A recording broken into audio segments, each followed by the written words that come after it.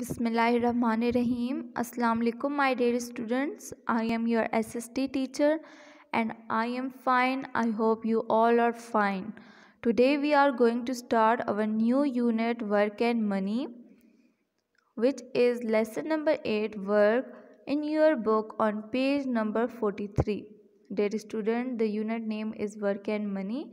First of all, dear students, we discuss about that what is a relationship between work and money. My dear students, when you grow up, what do you want to be? At some time in a life, everybody has to choose a job. You can say job is a work. So here we have a question that why do people have to work? Dear student, people have to do work because everybody needs to work to earn an income. With the money they earn, they can fulfill their needs, which is important for the survival of life. Without money, life is not easy.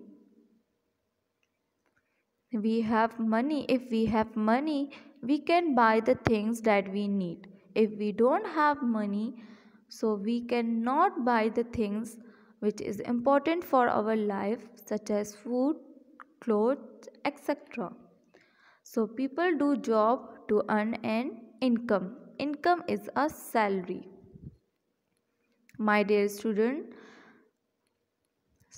people who work are paid wages or a salary. Let's discuss about that what is a relationship between a wage and a salary. Wages are paid on an hourly basis, usually to manual or non-skilled workers, or salaries. What are salaries? Salaries are paid on yearly basis, usually to office workers or management. Both usually receive their money monthly. So you can say that salary is a monthly income. Now dear students, did you know early Romans used salt as a form of money? In fact, the word salary comes from sol, which means salt in Latin. Dear students, people have to study hard for many years to become doctors, teachers, lawyer, artist, pilot. Jobs like these are called professions. Dear students, what are professions? Professions are doctors, teachers, lawyer, artist, pilot. Jobs like these are called professions. People have to study hard for many years to become doctors, teachers, lawyers, scientists, professors, etc. Jobs like these are called professions. Dear student, the job of the doctor's job is to check the patient and the teacher's job is to teach the students.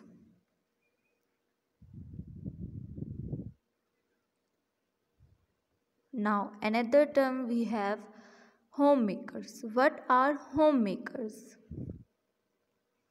Some people do not get paid for the work they do. For example, many mothers work very hard. They cook the food, they do the shopping, they look after their children, they also take care of their homes and do many tasks for the family. But they don't get paid for the work. They are called homemakers. Now, dear students, today many women also have jobs outside the home and get paid for the work they do.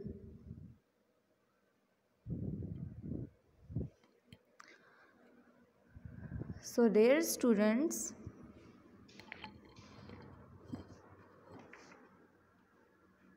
when you begin to work, you should choose a job which entrance matches your interest and enables you to serve your country. So dear students, do work hard for the best job. This is all about your chapter work and money.